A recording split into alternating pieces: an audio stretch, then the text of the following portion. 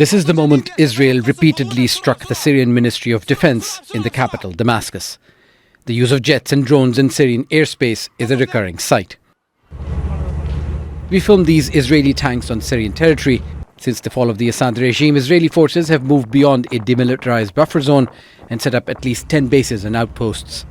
Syrians are angry at Israel's violations of the 1974 disengagement agreement. Videos like this are posted by Israeli forces after they raid Syrian homes. Here, they arrested people, including a child, without justification. This followed Israel's military occupation of the Golan Heights in attacks on Syrian military facilities, including its navy, air defences, jets and heavy weaponry. Military incursions and occupation are not the only sources of tensions between Syria and Israel. Local media reports say the Israeli military now controls 40% of water sources shared by Syria and Jordan. After taking over the Al-Wahda Dam in the Yarmouk Basin in December, Israeli forces have advanced to the Al-Mantra Dam. But Syria is in a difficult position to respond. President Ahmed Al-Sharaa's administration has to balance a fragile unity government and not upset its Western supporters, who it needs to build the economy and gain international recognition. Things are changing.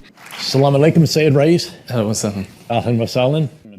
This is the former head of the CIA greeting a man who the US called a terrorist and put a bounty on his head. Though the Trump administration has lifted crippling sanctions, it also wants Syria to adopt an acceptable relationship with Israel, a difficult quid pro quo. But even if there is an understanding on the buffer zone and Israel respects Syrian sovereignty, the Sharaa administration is likely to have great difficulty selling it to many hardline factions and a population that largely opposes Zionism. Palestinians are part of the Syrian society, and their struggles and suffering in Gaza resonate with Syrians. What applies to the parties in Abraham Accord does not apply to Syria.